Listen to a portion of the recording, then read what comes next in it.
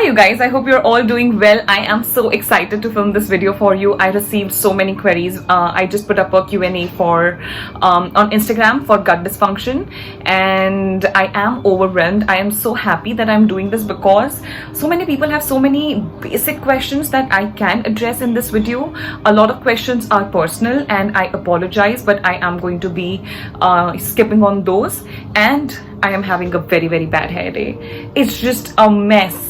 Okay, I'll start with question number 1 by Richa Palani. Hi Richa, beautiful question. What is the gut? Oh my god, my Mac has no battery. What is the gut in simple terms? Okay, so basically you can think about gut into 4 parts. Okay, number 1, digestive tube. Number 2, galt. That's your gut associated lymphatic tissue. Number 3, your intestinal flora. And number 4, the enteric nervous system. So we also call gut as the second brain. So that's what it is, right? So we have central nervous system. We also have autonomic nervous system, which will consist of your sympathetic nervous system and parasympathetic nervous system. And we have enteric nervous system. That's your ENS. And everything that you are, everything that happens with you. So let's say we all have less of human cells and more of bacterial cells. Okay, so if my human cells are in a billion, the gut and intestinal flora and cells is going to be in trillions. So we are more bacteria than we are human. Just let that sink in for a minute. Okay, how do we know whether we have a gut dysfunction or not? Namita, I have a video on this. I am 100% going to put a link below in the description box, so make sure that you check it out. But just to give you a quick overview, if you have any kind of trouble with your immunity, with sinus, with migraine, with headache, with fertility, with PCOD, thyroid, you have knee issues, joint issues, stomach issues, IBS, Crohn's, colitis, autoimmunity, Hashimoto's, lichen planus, anything, eczema, psoriasis, all of this in some or the other way can always, the common denominator can always be your gut. Okay, how to reduce inflammation in body if I am taking care of my sleep? Sleep is one of the most beautiful, inexpensive, effortless, free ways when it comes to reducing inflammation. And we are taught to believe that you have to do a lot to achieve something. You can't just be silent and achieve anything. So that is why you want to run after every new dietitian, every other new superfood, a new green powder, a new juice, a new supplement, your NAC, your glutathione, your antioxidants, your vitamin C, and all of these things, because you think that your body is stupid. You think that you need to do and input a lot of things for you to get a good output. But I will say it very clearly, very openly right now in front of people, that the way my clients follow a meal plan, if I start eating that way, I think I will have even better health, right? So you have to focus on a lot. So let's say when I am consulting and when I am with people, I see a lot of dysfunction, right? So my ultimate focus is to make sure that if a client is with me for say 3 to 6 months, I want their gut to be iron and steel strong, like that strong. So it takes time, okay? But you have to do it with the simplest of the things. So it's not like, oh, what more should I do? No, just do 2 things, just do 3 things. Basic lifestyle, so your emotions, your sleep, your exercise, your movement, the quality of your emotions and thoughts, and the kind of food and water that you drink. And that's about it. And that's literally about it. That's all you need to do to take care of the inflammation. And don't keep on insulting the body. ठीक है, अब जैसे imagine करो, if you're just taking a walk and you fall down and you hurt your knees, ठीक है? Now you know that every time I take that road and I take that path, I keep on falling and I keep on wounding myself. So if you know that, okay, ये खाने से ये problem होती है, and if you keep on eating the same food, it is going to create a problem. No matter the amount of inflammation you reduce by sleeping, you are still getting up, going down that road and wounding yourself again. So even if your body is trying to repair you in one night, so let's say if my knees are skinned and if I get a wound there and if my body is trying to repair it and heal it, and if I go there and if I fall down again, I am going to make my skin worse. I'm going to make my knees ka skin worse.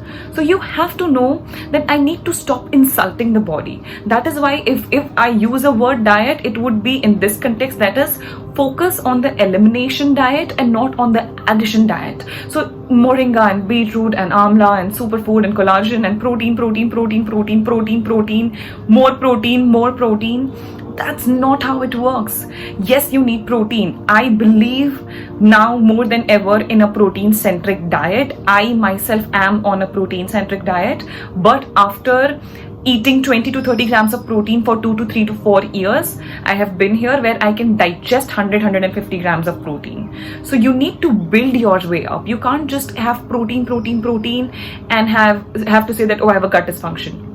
Okay, so if you're constantly bloated, if you're constantly acidic, if you're constantly constipated, if you have a condition known as GERD, if you constantly feel the bile in your throat and esophagus, if you can't digest food, if you always are low on energy, you know that you have mitochondrial dysfunction, you know that you have a gut dysfunction, if you have autoimmunity, if you're constantly on a pill, if you constantly take painkillers, if you're constantly popping an Allegra because the season is changing and I have issues, you know you are impairing your gut and you have a gut dysfunction. Because why is your body not able to adapt, which it is meant to do, but your body and your immunity is so consumed and always fighting inflammation that it can never focus on regeneration and prevention and curing and healing, right? So I think the question was how to reduce inflammation. Simplest of the things, number one that beats everything in the world for me is manage your stress. It beats everything in the world. It beats everything. If you cannot manage your stress, nothing works. No meal plan works. No Ankita is going to work. No dietitian is going to work. You need to fix your emotions if that is the root cause. Once you're done with emotions, you move to food, you move to sleep, you move to exercise, you move to movement, to strength training, to Pilates, to yoga, sunshine, moonlight, fresh air, grounding, earthing, putting your feet on the ground. These are the things that heals you for forever. Okay, I don't have any digestion related issues. Can I still have a gut dysfunction? If you have great skin, if you have great hair, if you're happy with your weight, if you like the way you look in the mirror, if your emotions are balanced, if you have that vitality and clarity in your body, if you sleep well and you're not dependent on stimulants to have energy, you know that you don't have a gut dysfunction. How to improve absorption through intestines? Again, you know, it's a very beautiful thing. So the oldest thing in the body has to be just 10 years old, which would be like the largest bone in the body. And then second oldest thing in the body would be some large blood vessels that has to be around 6 to 7 years. And if you look at the intestinal wall and cells, you do not have the same wall that you had 3 days ago. That's how rapidly it is dividing and changing and fixing itself, given that you put the right nutrients. So it heals itself, you know, every 2 to 3 days, depending on the kind of nourishment that you provide. So you just have to stop insulting the wound. You need to stop walking down the road that knows that you know trips you and you fall and you wound yourself. So you just need to stop insulting your body and your body can take care of you. What causes bloating and fart frequently, sometimes even if the diet has changed much? This looks like an issue with digestion to me. Of course, your food is not being digested and the bad bacteria feeds on it, and let's say you're doing a lot of carbs and sugar and refined food and processed food and artificial food, a lot of sweeteners, and you're having jaggery in the name that it's not sugar and it's healthy. So it is healthy, okay? I'm not saying it's not healthy, but I'm saying overdoing on jaggery is as bad as doing refined sugar. So you need to strike that balance, okay? But this sounds like indigestion to me, and believe me, I don't know why people don't believe this. My poop doesn't smell. I don't fart. I think it's like once in a week, and I've seen bad days, okay? It's not like I'm perfect and I smell of roses or my shit smells of roses. It's not like that, but it's not like you can't breathe. You know, there are people where you can't just breathe when they visit the washroom, and you know that they have a very, very, very poor gut health. It grosses me out, but that's true. So it sounds like indigestion. And like you have mentioned that your diet has changed, maybe the diet is not working for you. So even when I devise a meal plan and I don't see improvement in 14 days, I will question what I am doing and I will change it because I want to feel and see improvement, given that stress, sleep, emotions, everything is taken care of. How to combat inflammation in the gut? Sleep, emotions, chew your food, gratitude, food memory, water memory, earthing count. Actually मैं कितनी बार ये बात बोलने वाली हूँ, because that's the answer. Oh. How do someone knows what is causing dysfunction in the gut? Most of the times, number one, it's emotional. If it's not emotional, it's food. Best probiotics in India to consume. I love the brand. I personally don't consume probiotics. Like, believe it or not, I don't consume it, but I do have people who need to consume it. So of course, I'm not saying probiotics are bad, but just popping a probiotic because you heard someone say that probiotics are great and it's food for the gut, it doesn't work. You also have to remember, when I say gut, I look into three things, okay? Prebiotic, probiotic and symbiotic. So something like L-glutamine, that's your symbiotic. Something like fermented foods, it's your probiotic. And something like indigestible fibers, tubers, vegetables, fruits, legumes, dals, pulses, beans, etc., given that it suits you, would be a prebiotic. So prebiotic feeds probiotic. Symbiotic, your body also recycles glutamine and everything that is inside the body, histidine, all of these amino acids would also function when it comes to healing the intestinal wall that I just talked about. Okay, small changes in daily lifestyle to heal the gut health. I can give you my top three. Number one, eat food. So I learned this from Dr. Rafaelis. I learned this from him, I think 2 years ago maybe. That's why I don't even remember his whole name, but I love that man, and he has taught me so much when it comes to gut. And he said that, you know, your food, so assimilation of food, breakdown of food, absorption of food, digestion of food should not burden your immune system. If your immune system is constantly fighting something, so that's what autoimmunity is, right?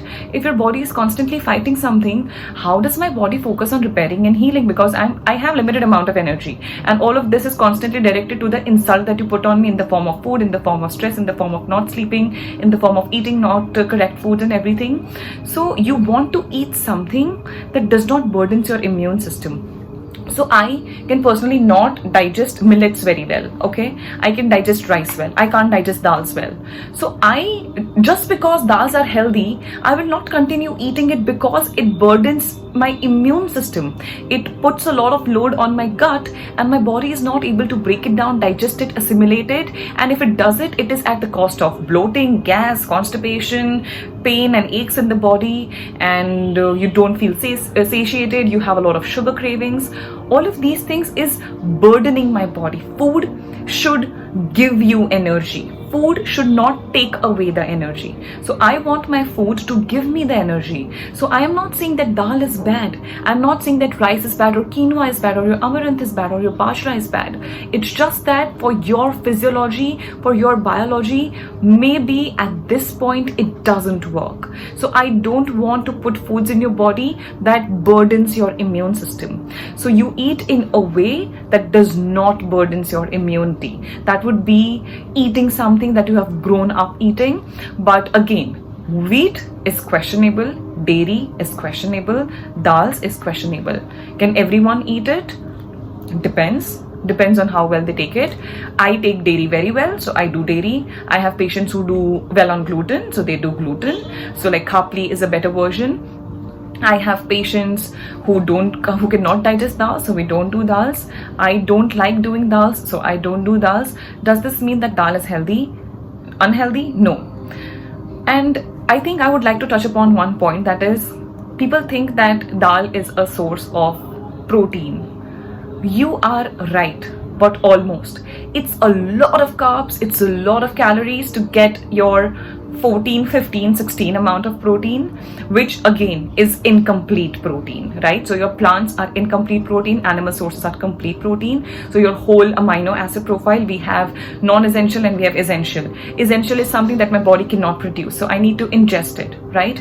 So again, dals and legumes, I'm sorry to break this to you, but they don't come under protein. It's a health food if it works for you, but that's about it. if gut and brain are actually connected, then why aren't fermented foods getting importance? You know, Vanshika, I really believe, like I said, nutrition is very, very, very bio-individual.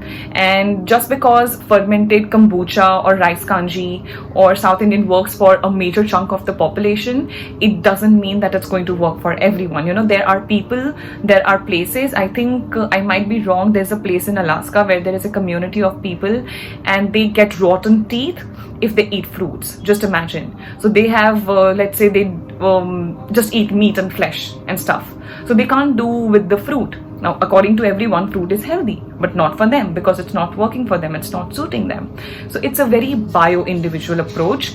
And gut and brain connection, there is a beautiful book, I was reading it this morning. It's by Emmer and Mayer. The book's name is The Mind-Gut Connection. You should read it. I think it will help you. How does gut health affect PCOS and how to fix? You know, I think gut dysfunction, so there is something known as L cells. L cells can lead to insulin resistance in the body. When you have problem with insulin, which is your peptide hormone, you are going to have problem with your testosterone, your estrogen, your progesterone, your cortisol, and your thyroid hormones. So your T4, your T3. When you have troubles in all of these aspects, it's just always directly connected. And I honestly believe that you cannot have PCOD without most of the times you also being very, very resistant to insulin, which is a blood sugar issue, which is a pancreatic issue, which is a liver issue. And that is why with PCOD we put people on a liver cleanse protocol. So that's how it is connected. Oh, video on hair thinning. Yes, I will do it sooner or later. How to take care of gut when traveling and you can't find the healthy stuff? Just take a deep breath and enjoy your life and come back and get back to routine. Local versus imported fruits and veggies, what's better? What about broccoli and avocado, etc.?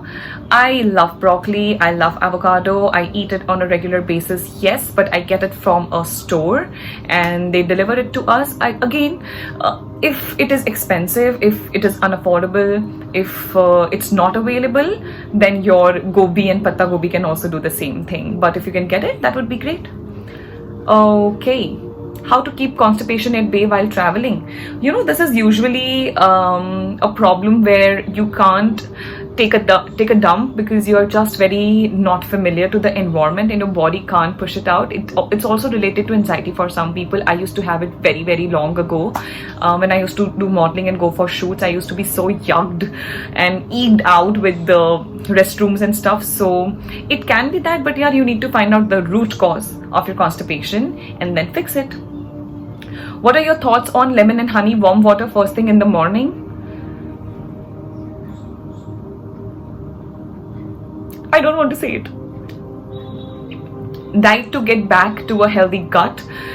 Reduce inflammation. Okay? Reduce inflammation. How do you reduce inflammation? Again, remove the foods that can possibly create a problem. If you are a non-vegetarian, I am not against eating non-vegetarian. I have patients who eat non-vegetarian food, but if your egg and your chicken ka quality is not great, if it is pumped with antibiotics and hormones and chemicals and all of that stuff, it creates a problem. So at least for 6 weeks to 8 weeks to 12 weeks to 14 weeks to 18 weeks, so almost 3 months to 6 months, if you can avoid and if you can just stop insulting the wound, go back to the knee analogy, you can just make your body better.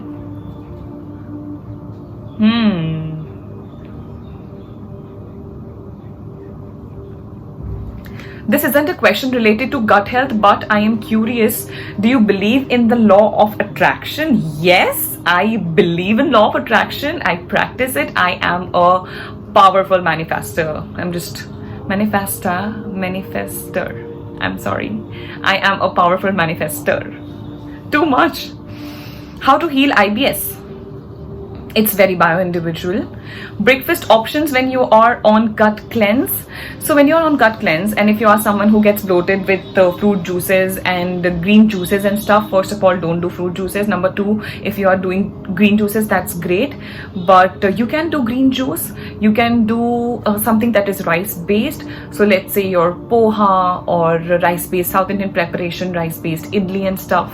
So something that is very, very easy. Now again, in an ideal world, if you had an ideal gut, I would ask you to have at least 15 to 20 grams of protein for the first meal. And I personally take 50 grams of protein for the first meal. So it can usually be like, dairy based or whey protein shake and stuff. But I have done this after years of trying to heal and fix my gut. So you can't just jump onto 50 grams of protein. You need to give your body the time and space to do it. This is getting a very long video. I am panicking. Okay, I'm just going to, how do I have gut dysfunction? I already have a video on it. Roll of oregano oil in killing candida. Is it the same as ajwain? No, it is not same as ajwain, but personally I love oregano oil, and I 100% recommend it. How to know your gut is finally now healthy and healed? You love your skin, you love your hair, you love your body, you have great energy, you love the way you look, love the way you feel, you eat food and it is digested, you feel hungry at the same time, you sleep well, you are not bloated, your periods are great if you are a female, and your menstruation are great, and you look forward to being alive. Like something as simple as that. Can acne be a possible cause of gut dysfunction? Shat pratishat ji haan, bilkul. Please tell me about autoimmune diet and gut, how stress impacts gut. I think it is very simple. When you just look at stress hormone, that is your cortisol. If it is constantly elevated, just like insulin resistance, you can also get resistant to cortisol. So there is only so much your body can do at a time. And when your body is constantly dealing with that amount of cortisol and stress, your body will not focus on rejuvenating and healing and just making sure that your gut is doing well and you're digesting food and your bacteria lives in the good place. So there is something known as SIBO, your small intestinal bacterial overgrowth, and then you want to have your bacteria in the large intestine, the intestinal flora that I talked about, but sometimes it can travel to your small intestine and it's not supposed to be there. So who keeps a check on these things? If you just look at it, your gut has a very, very, very important job to do, and that is to eat food, the food that you eat. You eat the food, to digest the food, absorb the food, assimilate the food, but at the same time keep the molecules and keep pathogens and bacteria that's not supposed to become a part of your body outside of you. So there is that barrier with which your gut works, and it's a rapidly dividing cell. It's constantly dividing, and when something is constantly dividing, it can make mistakes. When you overburden it, your body deals with cancer cells every single day, and your body can make mistake if you overburden it. So if you are constantly stressed, that stress is going to feed that tumor. You look at people who are cancer patients who have severe tumor and they have developed it, and you ask them, how was your life in the last 5 years, and they will tell you that they have lost someone in the family, they've gone through a divorce, something awful has happened, and that just stress brings upon the sickness. I believe your body can deal with crappy food, but stress, oh my god, no. How to know if something is not working for you or if it is getting worse before it's getting better? So initially it can get worse. So the good thing is that the worst part should be taking care on its own. So let's say when I used to have a lot of acne, it used to increase suddenly, and then it used to settle down on its own. And at this point, as I speak to you, I don't have one scar on my face. So I just believe that because I've healed it so well and I've eaten so well, irrespective of whether or not I had acne, my skin has just rejuvenated, and the scars go away. So that is how your scars fade away. When you were a child and you had some kind of wound, if you look at it 10-20 years later, you don't see that wound there because your body is constantly regenerating. Constipation and stomach pains are sign of bad gut health? Yes. How to cleanse gut? Remove inflammatory foods and take care of all the points that we just discussed. Does premature graying of hair also relates to gut issue? Number one, it can be genetic. Number two, it can be that your body is not producing sufficient B12, you are lacking methylfolate. It can be a problem with methylation, it can be a problem with detoxification, it can be a problem with that your body and your immune system is burdened with a lot of inflammation and toxin load, so that can create a problem. Is it normal to feel period cramps before 2 weeks of actual period? I have periods and I don't have it, so I like to believe that I am normal. Should we work out on our periods too? Please answer. No, I don't think so. Kishmish has said that you have healed my gut. Thank you so much. You've just made my day and I'm so happy that your gut loves you. Should we work out? Okay, yeah, that's done. Black coffee, empty stomach is not good, or it is not good altogether for a person with compromised gut. I would say black coffee, empty stomach, absolutely detrimental. Not good.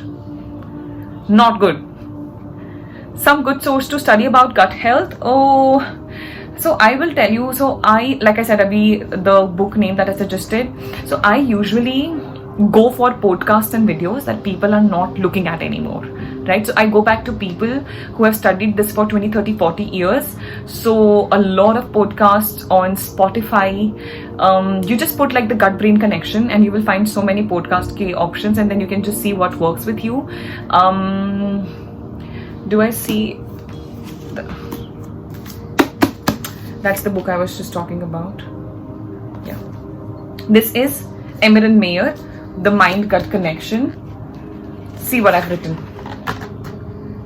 I didn't think you can see it, but it says our bodies react faster than our mind. That's what she said.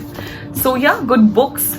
And I think if you just search for this on Amazon, you will get a lot of other options. And I am not reading about gut these days, so I don't remember, but I read a book known as Clean Gut. It was a great book. The book by Gilia Anders is a good book as well. But again, yeah, you know, like YouTube and podcasts and Instagram and social media. You have given me a new perspective. Thank you, Devanshi. Can we eat fermented food if we have gut dysfunction systems like inflammation? It depends on how bad it is, but I don't recommend. No. What food, if taken at night, can severely affect our gut? Anything. I believe in early dinner. I don't believe in dinner at all, because dinner is not the time to eat. I mean, nighttime is not the time to eat. Dinner is something that you should do, but thoda sa early. So like say around sunset, post sunset. Before 8 o'clock, that would be a safe place, but I don't believe in eating at night. I can't eat at night, so I like to be done by 5:30. On some days it can push because of work and calls, but I like to be done with my dinner for 5:30. So it's 3:25 right now. I will be eating my dinner in about 120 minutes and I will be done. So I don't believe in eating at night, but if your job doesn't permit, eat it with joy. And what kind of meals are the best for dinner? Not very heavy. So let's say if you're someone who is a non-vegetarian, you do your chicken with some vegetables and soup. If you're Indian, you do some khichdi and veggies with dals and stuff. But if it works for you, but something that is very light, and not eating something that is like, you know, deep fried and creamy soup and creamy veggies and grilled exotic vegetables and stuff. Thoda sa simple. Vegetable soup is fine actually. What's the optional amount of meat intake to maintain a healthy gut health? It's really very bio-individual. If I know my gut is damaged but have no major symptoms, what is the measure of it healing? How do you know that it is damaged? The very day that the thing that you think is damaged heals, you know that your gut is fine. Simran says that hives immediately show up if I consume any probiotic. It can possibly be the problem with the brand or wrong supplementation, or you can be like me and you don't tolerate probiotics well, just don't take it. What is the first basic step towards gut healing after preparing yourself mentally? This is a beautiful question, Priyanka. Beautiful name. You know, a very common question.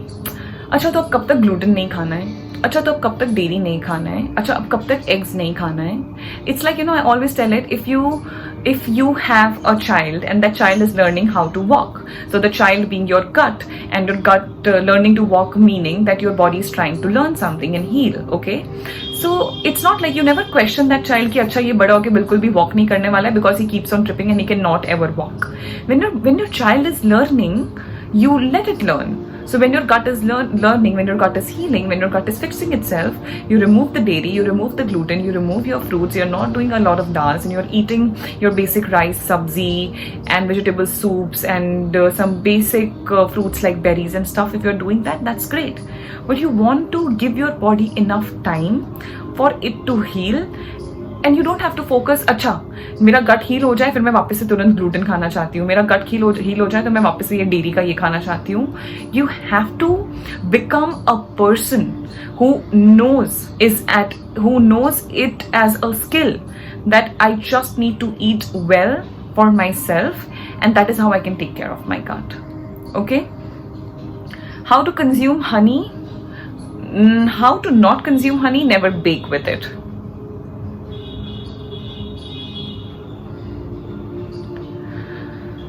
I think the video is too long and I don't think I can go through all the questions.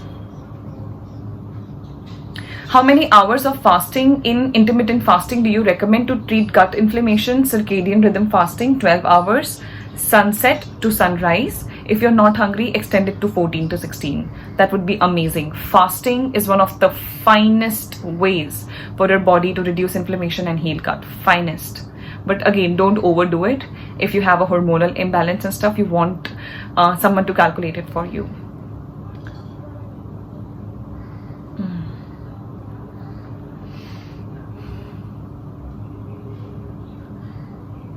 I am sorry, I don't think I can go through all the questions today.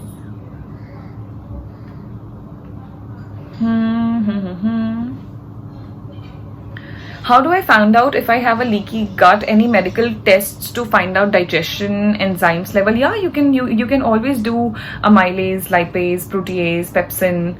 You can also check for your gastric pH. You can also do a gut dysfunction gut test. So I think my diagnostics labs in Bangalore, you just put this on Google and you will find something related to this, and you can get a test done. I think it's for 12,000, 13,000. It would cost you something around that range, and it will tell you if you have mild, average, or a severe gut dysfunction. And yeah, that should tell you.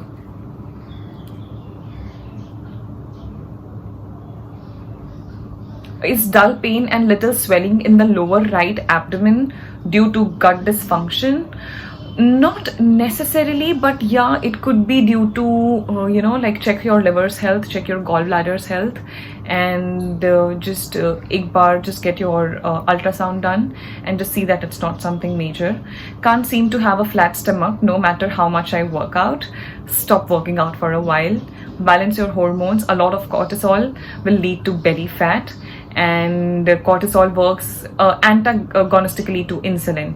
So insulin again will lead to belly fat. You just want to make sure that you are not overdoing on the workout, and yeah, that should help you. What to eat in case of gut dysfunction and what foods to avoid. So the basic drill being your top 7 highly inflammatory: dairy, gluten, eggs, corn, soy, antibiotic laden, non-vegetarian food and stuff. But let's say you leave these things and you're just eating rice and stuff. So let's say you are good with millets. Okay, we have patients who do great with millets and not do so well with rice. So eat your millets. If you think that I do dals, I do chole and rajma, and I feel very good with it, Ankita, so I think you should do it. I think if you do great with dals and if you don't do great with rice, I think you should do dals and you should not do rice, because it is a very bio-individual personalized approach. Just because something is not working for me, it doesn't mean that it does not has to work for you, and just because something works for you, it does not mean that it has to suit me. So there are two people who could go on the same diet, who could do keto, but one would get results and one would not. Two people, they can both go vegan, one would get results, one would not, because maybe being vegan suits that person's physiology and biology. It's very personalized and it works for them, but it doesn't serve another person. So if it works for you, whatever you are eating, and if you feel great on all of the fronts that I just mentioned in the video, I think you are good. How to overcome cravings? Don't hate me, but fix your gut. Sweet potatoes for gut is brilliant. If you can digest it, eat it. It's good. Are people with pre-diabetes most likely to have a gut dysfunction? Shat pratishat bilkul. Yes. Yeah, I am overwhelmed with the questions. Which foods to consume for heavy muscle gains requiring lots of protein? So I think protein is a topic for another day, but you need not just protein from food, but you also need to put that kind of resistance on your body, on your muscles, and you want that muscle fiber breakage and then it building back up again. So it's a combination of a great workout and a great diet and good sleep. Is jeera water, lemon water good for gut if it suits you? Ji haan, yes. B12 and D3 correlation with gut health, if any, every connection with your gut health, yaar.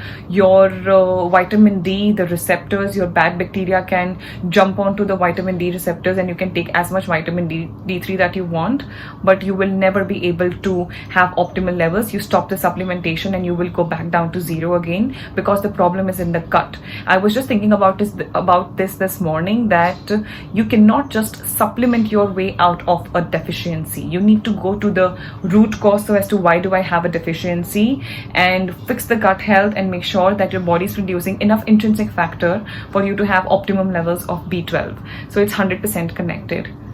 Can consisting hyperpigmentation be healed with gut cleansing or it needs topical treatment? I think it's very, very, very bio-individual. It's a 37 minutes long video. I am going to stop now. How to get protein beside tofu, dairy, dals, vegetarian and on a gut cleanse? So I will just quickly talk about this. When you are on a gut cleanse, number one, your body can recycle 20 grams of protein. Number two, you can't digest protein. You need a lot of stomach acid. So if you just look at the basic digestion, okay, you see it with your mind, then your eyes look at the food and then the mucosa under your tongue and in the mouth, it speaks with your stomach and your stomach releases optimal levels of acid.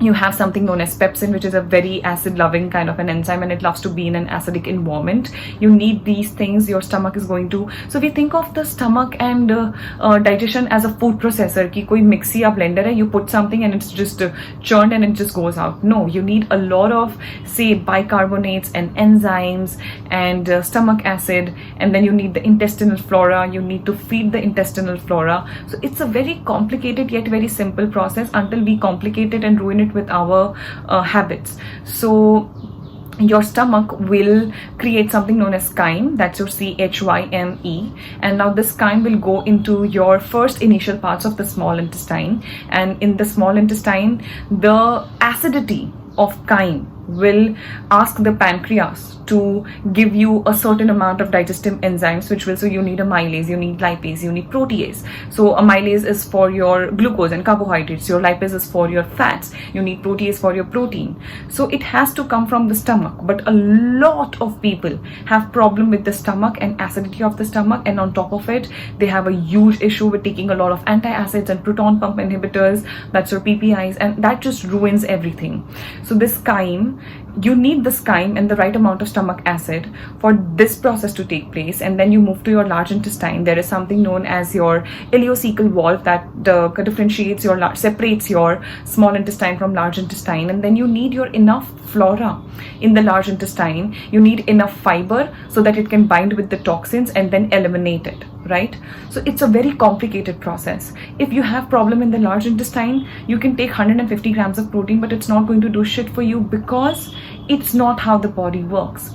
That's not how the body works. You need a great stomach acid. You need great chewing habits. So people are just gulping down the food, they're just swallowing the food. You need to be able to chew the food, right? You need to let your saliva, your eyes communicate, and then your brain communicates with the stomach. You want your body to communicate and produce the right amount of things, produce and create a right environment where your body can break down food. So when you are on a gut cleanse, you cannot hit your protein macros, and I am going to make a video on protein soon, but I really hope this makes sense. I have a lot of questions and I can't do this. I can't complete it. I'm sorry, I think we will have to do this some other time. I'm not consuming dairy, so is it okay if consuming ghee? 100% okay, do it. Can eggs cause issues? Yes, How to repopulate the gut bacteria? It's not about repopulating, it's about killing the bad ones and then repopulating. Can people help strengthen and feed the gut for IBS? Yes. How eating fast food and especially fried food will impact the gut? Jyoti, or some other time. I can go on and on. Yeah. Any drink for gut cleanse? Any drink for gut cleanse? Interesting question. Yeah, again, it is very, very bio-individual, but taking amino acids really help, because amino acids, especially when taken empty stomach, will increase the absorption of it in the body by 20%. So essential amino acids is a good place, because amino acids, it works as the building block of your body, and that really helps with the repairing of the gut. Yeah, I'm going to put the phone down. I am so happy, and I really hope that I've touched upon a few things. I know it might sound like, so again, you know, I know you expect me to give you a diet chart and tell you eat this, and you're going to be okay. I would love to do it. If I could, I would give you a list. But with anything that I know, I've been doing this 24/7, 365 for the last 365 days. And if there is one thing that I've learned, it is, Ankita, just because it suits you, it does not have to suit them. And just because someone else had great results with this, it's not like you are going to have great results with it. So nutrition is a very personalized, bio-individual type of an approach. You are different, I am different, everyone is different. There is no way that I can possibly give you a list of things that will suit you. I can give you the basics, I can tell you the signs to look out for, I can tell you the symptoms to look out for, but at the end of the day, it's very bio-individual, and I don't want to ruin it for you by just telling you something that could possibly create a problem with your body. And I really hope that makes sense. Take care, I'll see you soon, bye.